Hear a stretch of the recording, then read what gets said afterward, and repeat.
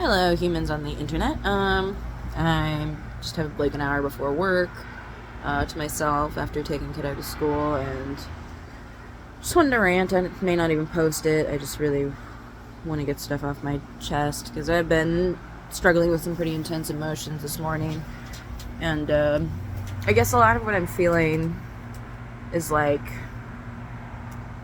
I feel upset and angry, but then I also feel like guilty for feeling that way.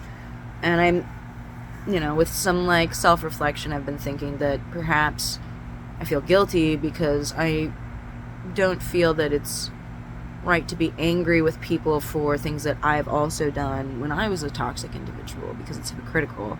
And so I feel guilty for my lack of empathy with a particular person who is just continuing this toxic cycle, saying they want to get better and then choosing to fight all the help that they get. And it's frustrating.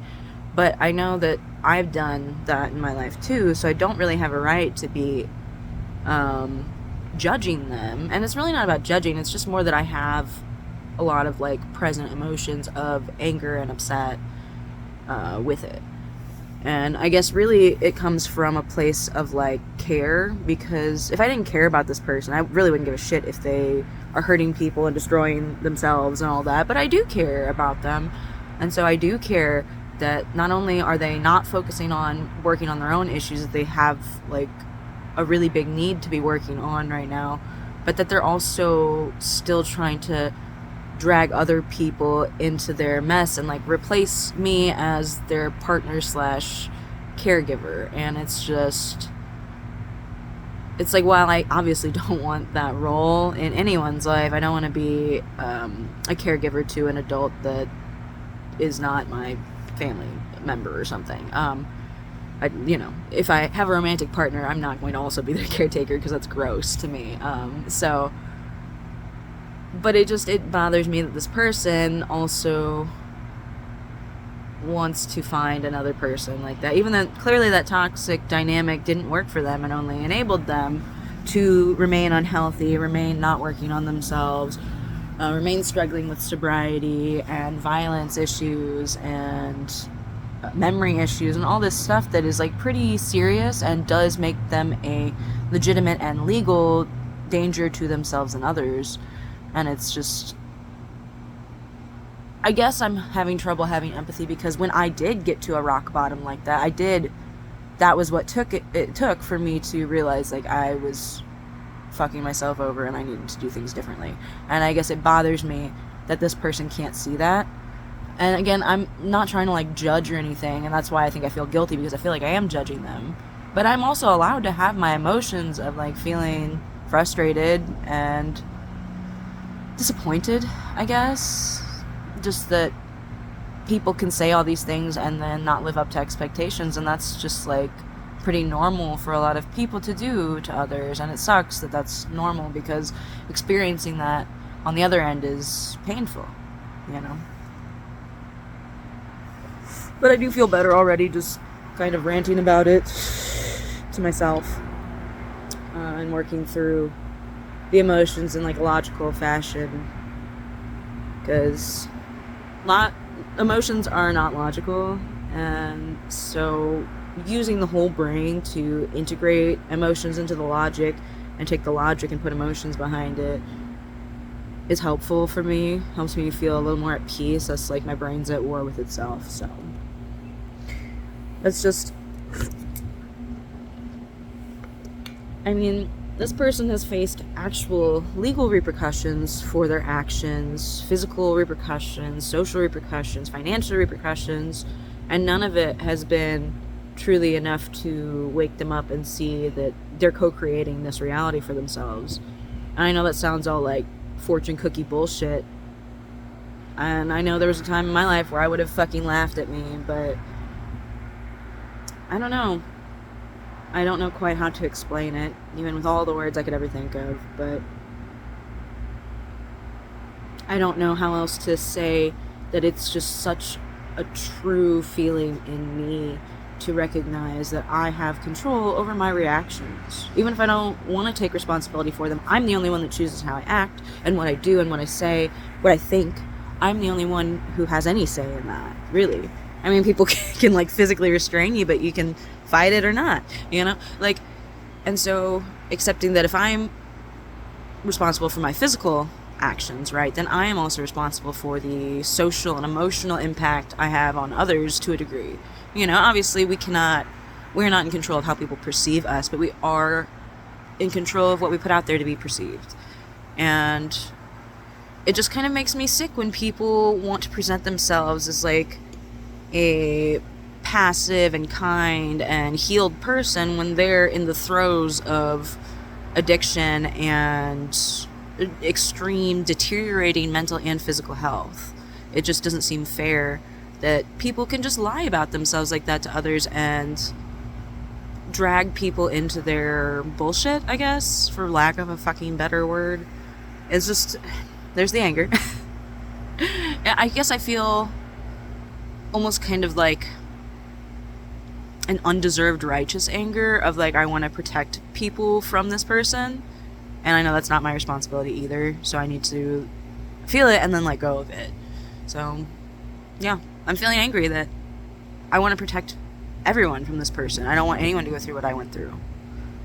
And you know, more and more I just wonder what was the reality, because I don't anymore believe that this person was fully honest with me throughout the years that we had been close. And so it's tough when you start to see the cracks and you catch people in lies over and over.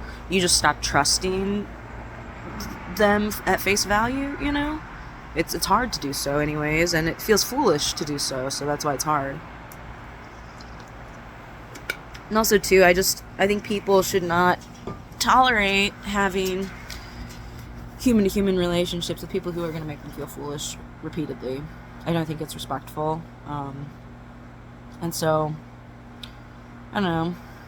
That's why it's anger-inducing too. There's parts of me that knew all along, but didn't recognize until after that I didn't deserve to be treated some of the ways I was treated, just as a human, you know. And so, you know, that anger after you leave like a toxic relationship it's not part of you that always knew that you deserve love and kindness and respect and patience, and you deserve to be with someone who will give you the chance to be that with them as well, and accept it, you know, not reject it.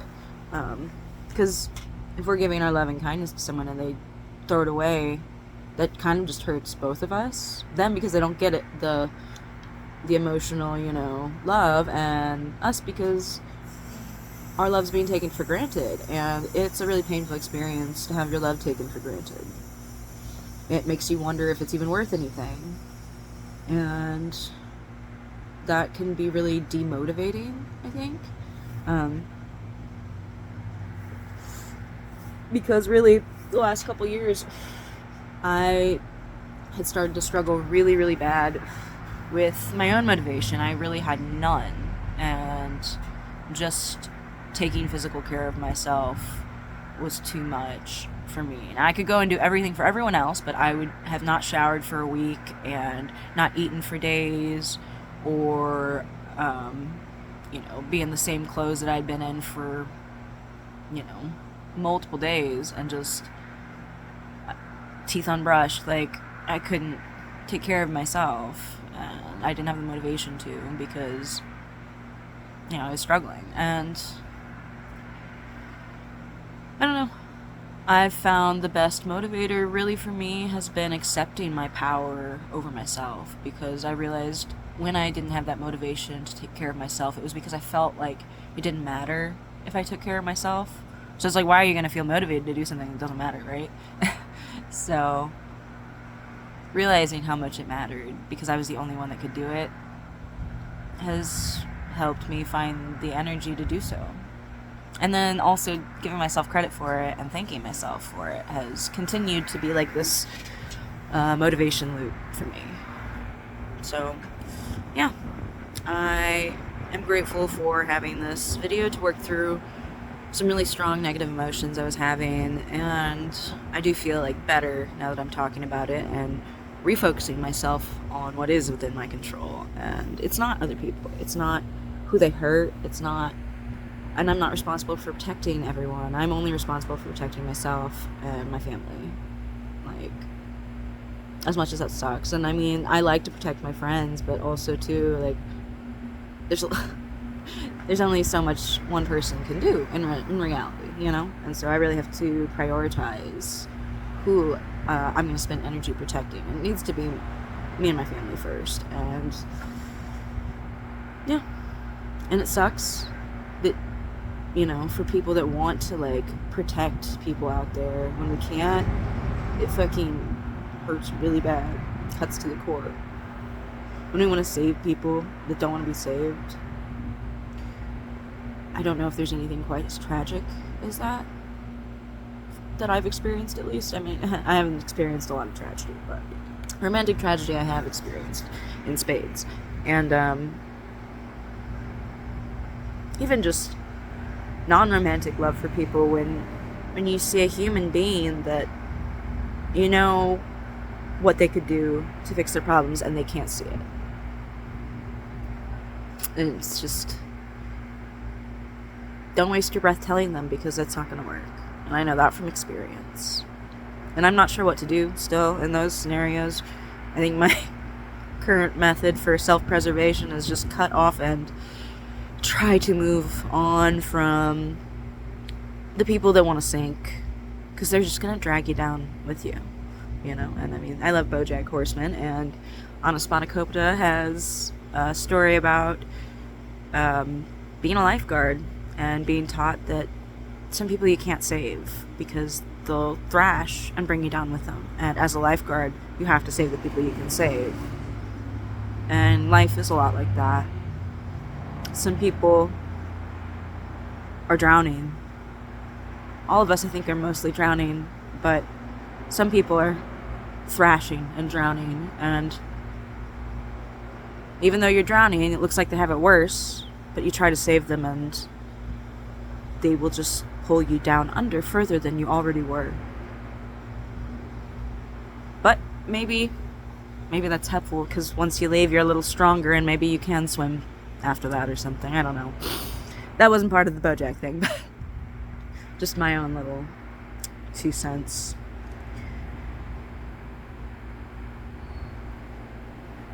Life is sad. So much, like, pain and misunderstanding and miscommunication and just suffering. And I've really been on this kick of trying to figure out how to be in the position of suffering without emotionally suffering. I haven't figured it out. So, yeah, that's where I'm at. I have to focus what's in my control. And that is, for me, I need to make sure I get plenty of water today, and that I eat some fruits and veggies, and I do my little exercises, and I do a good job at work today, whatever shift I may have. And, you know, I'm there for my child, encouraging violin practice and reading and, you know, board games and cooking together and stuff. And that's within my control. And I have so many options. I can't do everything, but I can do some things. And so, better to determine which things I really can control and focus on that. So yeah. I almost fell. Anyways, I guess that's my jumping off point. I hope everyone has a good day, and if you're feeling a lot of big emotions, maybe just do what I did. Now, you don't have to post it online. I might not. But, you know, if you're having big emotions, just talk about them with yourself. Get through them, logic them, and emotionally validate the logic, and make them work together so you can use your whole brain and work through it. Because I feel a little bit better, at least about the situation I was upset about. I mean, I'm always a little sad about the world, but, you know.